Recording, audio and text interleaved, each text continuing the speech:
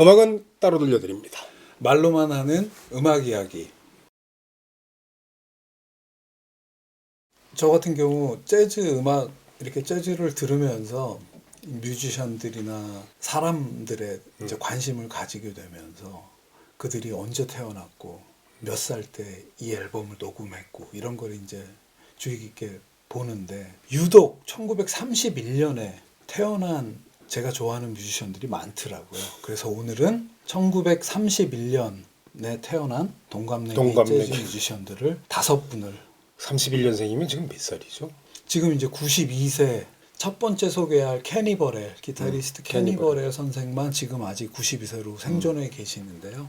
31년생이면 그들이 음악을 본격적으로 시작한 게 한 20살 근처라고 보면 50년대 시작점에 있거든요. 그러니까 제가 또 좋아하는 재즈의 시대가 50년대, 60년대 그 모던 재즈 시작되는. 그렇죠. 40년대 중반부터 한 60년대 중반까지의 재즈를 저는 참 좋아하는데, 이 31년생 동갑내기 이분들이 50년대와 60년대를 아주 주름 잡았던 그렇죠. 젊은 뮤지션들이었죠. 그래서 오늘 5분, 케니 버렐, 피아니스트 소니 클락, 피아니스트인 윈튼 켈리, 그리고 트럼펫터 루이스 스미스, 피아니스트이자 보컬리스트인 프레디 콜, 이렇게 5분. 뭐 그 외에도 많아요. 피아니스트 호레이스 팔란, 앤드루 힐, 드러머 폴 모티안, 그리고 색소포니스트 필 우즈, 코넷과 트럼펫을 연주했던 넷 애덜리, 캐논볼 애덜리의 동생인 넷 애덜리까지 이렇게 다 31년생 동갑내기들이신데, 자 이제 첫 번째로 케니 버렐, 1931년 7월 31일 생이시고 아직 92세로 생존해 계신 레전드 중에 레전드이시죠. 블루스를 가장 잘 이해하고 비밥 시대부터 모던 재즈 시대를 거쳐서 뭐 현재까지 그 레전드 중에 레전드이신데, 오늘 소개할 앨범은 케니 버렐의 미드나잇 블루, 1963년 앨범인데 그 중에 고른 곡은 뮬이라는 곡인데요. 뮬이 노새라는 뜻이에요. 네. 제목을 딱 알고 나니까 노래랑 짝만, 그러니까 연주랑, 야 무슨 연주가 정말 막 이렇게 소름이 돋더라고요. 브루스 기타리스트라고 해도 과언이 아니에요. 사실 이 프로지하잖아요, 연주가. 나는 음악이란 게 되게 신기한 게 그런 연상을 받잖아요. 우리가 느낌을 받잖아요.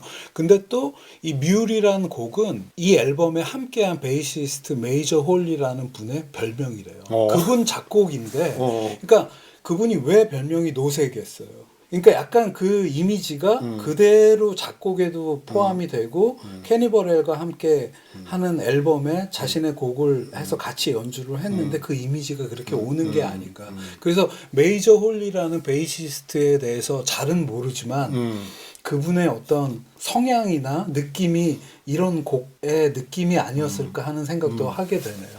착하고 순둥이잖아요, 노세가. 네. 조랑말이니 노세 뭐 이런. 근데 굉장히 힘들게 살잖아. 그렇죠. 너무 혹사시키잖아. 근데 그런 우리가 이렇게 그 노세니 조랑말 이런 거 볼 때 이렇게 드는 연민 같은 이런 거, 네. 이런 게 정말 나 깜짝 놀랐어요, 정말. 네. 어떤 블로거 요번에 찾다 보니까 어떤 블로거 글에 이런 게 있더라고요. 케니 버렐이 나는 블루스에 애정을 갖고 있다고 이야기를 했대요. 그러니까 디트로이트에서 활동했던 초기 시절에는 블루스 밴드와 함께 활동하기도 했고, 그리고 이 앨범은 저처럼 블루스를 좋아하는 그런 아티스트들을 모아서 녹음을 했다, 이렇게 얘기를 했는데, 색소포니스트 스탠리 터렌틴도 이 앨범에 함께 하는데 본인의 성향과는 다르게 굉장히 블루스적인 연주를 하고 있고, 그 블로거가 이런 말을 하는데 재즈와 블루스가 친척이라는 거를 가장 잘 보여주는 앨범이 아닐까 한다. 위키피디아에 또 이 앨범에 대해서 당신이 블루노트 사운드를 알아야 하겠다면 이거다. Here it is. 미드나잇 블루. 이 앨범을 들어라. 스탠리 터렌티 테너 색스폰, 메이저 홀리 베이스, 빌 잉글리시라는 드러머, 그리고 레이 바레토라는 콩가 아티스트가 같이 함께 했는데, 뮬이란 곡을 저는 자주 듣게 되는데 가장 그 블루지한 느낌이, 이게 뭔가 이렇게 흐느적거리는 듯하고 약간 뚱하기도 하고, 그러니까 여타의 다른 동시대 기타리스트들의 재즈 앨범에서 느낄 수 없는 그런 묘한 분위기가 있어서 케니 버렐의 앨범을 많이 들어보신 분이 아니면 이 앨범으로부터 시작해서 50년대의 케니 버렐 혹은 그 후에 케니 버렐로 넘어가도 좋지 않을까 하는 생각이 들죠. 두 번째로 고른 1931년 동갑내기 피아니스트입니다.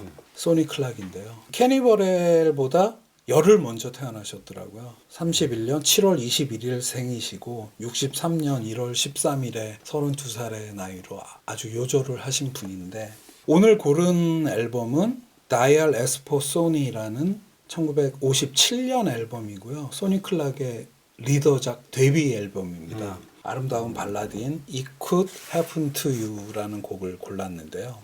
57년이면 이 31년생이니까 26살짜리 소니 클락이 LA에서 활동을 하다가 동부로 진출을 해서 블루노트라는 레이블과 계약을 하면서 블루노트의 하우스 뮤지션으로서 수많은 사이드맨 작업을 하고 드디어 본인의 첫 리더 앨범을 녹음한 게 이 다이얼 에스포 소니라는 앨범인데요. 우선 함께한 멤버를 살펴보면 트럼페터 아트 파머, 색소포니스트 행크 모블리, 트럼보니스트 커티스 플러, 베이시스트 윌버 웨어와 루이스 헤이스 드러머와 함께 이렇게 섹스텟 구성으로 녹음을 했는데요. 소니 클락이 태어난 날이 31년 7월 21일이라고 그랬잖아요. 본인의 26번째 생일날 이 앨범을 녹음을 해요. 소니 클락이 얼마나 기분 좋았을까. 제가 고른 곡이 It Could Happen to You인데요.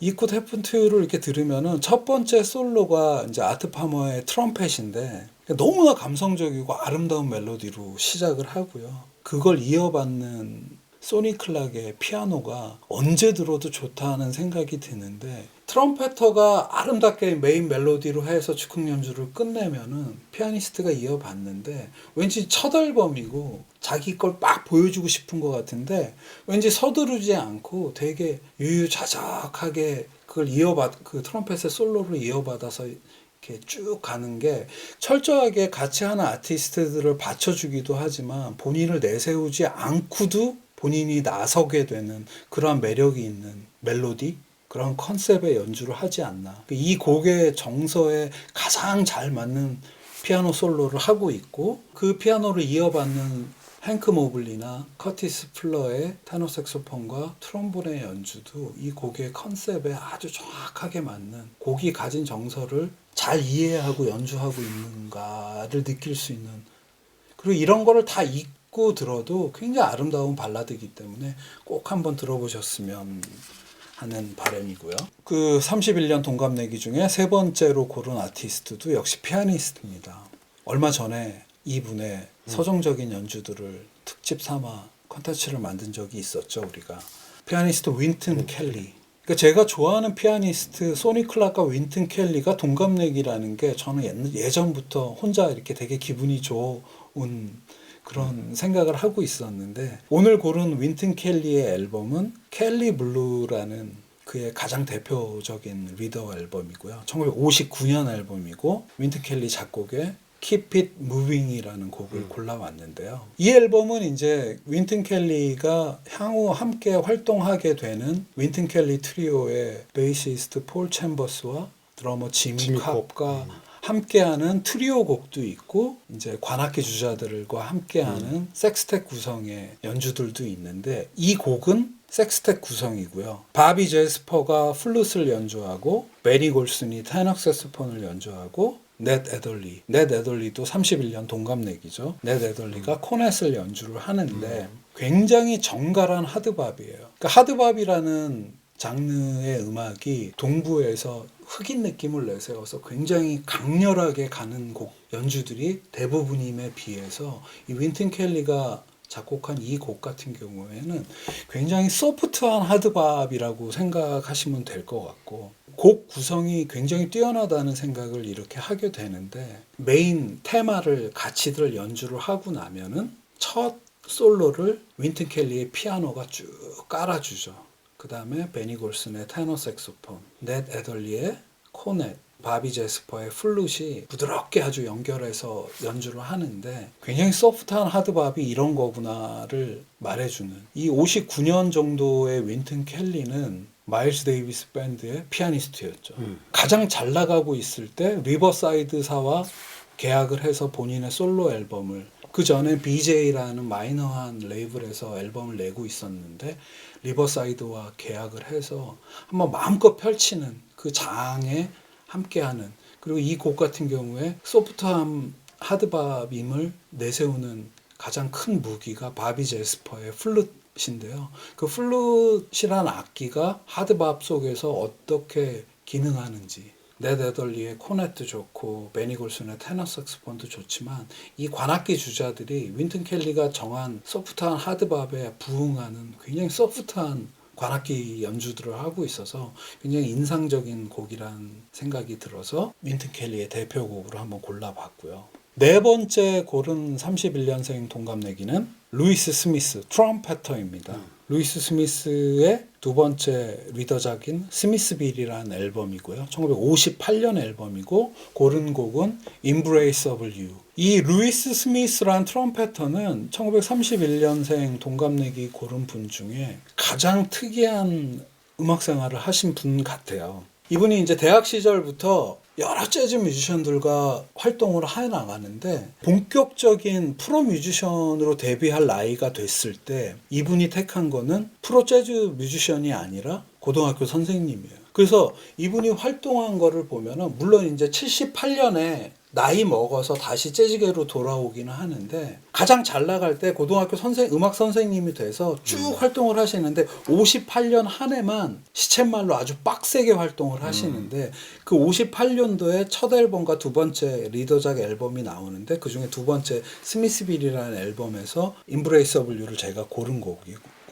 관악기 버전 중에 특히 트럼펫터 버전 중에는 가장 최고의 연주가 아닌가. 이렇게 멋진 트럼펫 연주를 하는 분이 어떻게 프로 생활을 안 하고 그냥 고등학교 선생님으로 계속 생활을 하게 되는지 지금 생각해도 참 의아하게 되는데. 보니까 캐니버렐이랑 앨범을 3개나 냈더라고 근데. 예, 58년에 캐니버렐의 블루 라이츠라는 앨범에 참여를 해서 거기서는 또 굉장히 달려가고 아주 호방한 트럼펫 연주를 하고 있고 58년도에는 또 호레이스 실버 퀸텟에 잠깐 참여를 해서 뉴포트 재즈 페스티벌에서의 연주가 나중에 앨범으로 나오게 되는데 그 앨범에서의 연주는 괴물 같다고 평자들이 평할 만큼 그렇게 또 엄청난 연주를 들려주고 계시죠.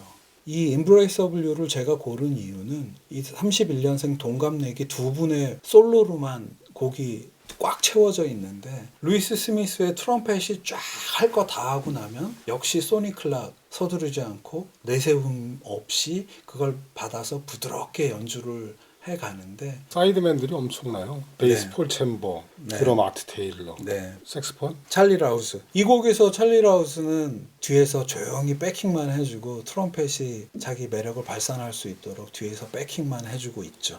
자, 마지막 다섯 번째 고른 31년생 동갑내기 뮤지션은 2020년 6월 27일 날 돌아가셨는데요. 프레디 콜이라는 피아니스트 겸 보컬리스트죠. 2008년에 녹음해서 2009년에 나온 앨범인데요. The Dreamer in Me 라이브 앳 디지스 클럽 코카콜라라는 앨범, 라이브 앨범에서 I Was Wrong이라는 곡을 골랐는데요. 정말 대기만성의 예.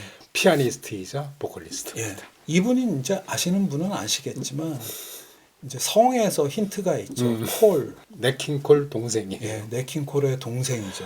그늘에 가려가지고 그러니까 70년 현역으로 70년 활동했다고 그래요. 근데 몰랐어. 90년대 돼서야 글로벌 워싱턴 주니어랑 같이 앨범 내면서 이게 누구야 해가지고 우리들한테는 네. 미국인들한테는 많이 알려져 있었겠지만 많이 알려져 있죠. 네킹콜 동생이니까 뭐. 근데 90년에 곡을 발표를 했는데 곡 제목이 I'm not my brother, I am me라는 곡입니다. 그러니까 그런 거 있잖아요. 형 노래 해봐, 형 노래 해봐. 평생을 형 노래 좀 해봐, 이 얘기만 들은 거야. 야, 참.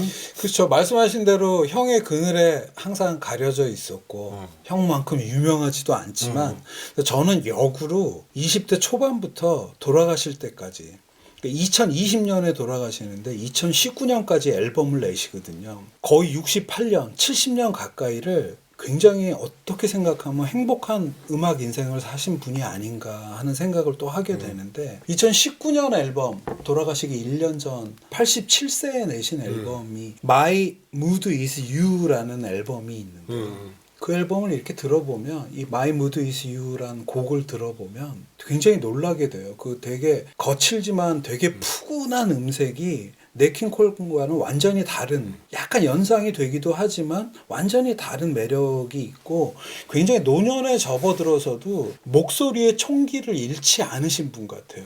그러니까 그만큼 내면적으로 굉장히 오랫동안 그걸 유지하고 그거는 분명히 노력이 있었다는 생각이 드는데 오늘 고른 앨범은 2008년에 녹음한 라이브 앨범이니까 77세 정도의 녹음을 하신 건데 디지스 클럽 코카콜라라고 재즈 링컨 센터 뉴욕에 있는 재즈 링컨 센터의 공연장이죠. 거기서 이제 후배들과 뭐 색소폰, 기타, 피아노 트리오를 거느리고 후배들과 되게 편안한 라이브를 앨범으로 나온 건데 그 중에 이제 고른 곡은 I Was Wrong이라고 베니 카터 곡인데 베니 카터 원곡도 90년대에 나온 걸로 알고 있는데 원곡보다 굉장히 템포를 여유롭게 가져가시면서 앞부분에 뭐 어제가 발렌타인데이였는데 어쩌고 하면서 베니 카터 곡인데 한번 들어보실라고 하면서 이렇게 편안하게 노래를 하시는데 남자가 뒤늦게 자기 잘못이나 이런 거를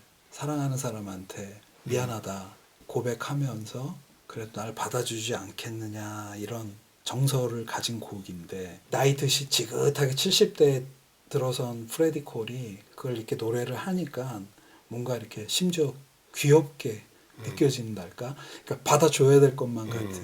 저는 이분의 젊었을 때 음악을 이렇게 들어보면은 이도 저도 아닌 것 같아요. 약간 재즈인데 재즈 같지도 않고 팝 같지도 않고 목소리 자체도 네킹콜 형만큼은 아니고 피아노 연주도 여타의 피아니스트들만큼은 아니고 근데 그 어떤 중간에 중용의 힘이 이 노년까지 쭉 이어가는 건 그건 엄청난 공력이다 이런 생각을 하게 되는데 그러니까 31년생 그 다른 분들에 비해서 네임밸류도 좀 떨어지는 것 같고 하지만 역으로 굉장히 오랫동안 유지하시면서 연주하는 노래하시는 그 앨범 자켓 사진을 보면 바깥에 이렇게 보이는데 이렇게 앉아 계신 그 되게 인자한 모습이랄까 아무튼 굉장히 요즘 이분의 매력에 저는 푹 빠져 있는데 위로받고 싶다. 누구한테 그냥 위로받고 싶어. 이런 느낌이 들 때 들으면은 위로가 돼요. 하여튼간 좋은 것 같아요 이분. 대기만성에 그 네킹콜의 띠동갑 동생이어서 교육도 잘 받았더라고요. 줄리어드도 나오고 박사학위도 받고. 그러니까 즐길 만큼은 본인이 충분히 즐기시다 가신 분이 아닌가. 정말 그 끈질기 70년을 그냥 계속 인기가 있든 없든 그냥 쭉 걸어온 그런 캐릭터의 나이 먹어서의 연주들 대단히 매력적이에요. 어떻게 생각하면 오늘 소개해드린 5분의 31년생 동갑내기 중에 어떻게 생각하면 가장 승자가 아닌가 하는 생각도 그런 생각도 들어요. 네. 이렇게. 자 이렇게 1931년 동갑내기 재즈 레전드의 음악과 그들의 이야기 여기서 마치겠습니다. 네. 감사합니다.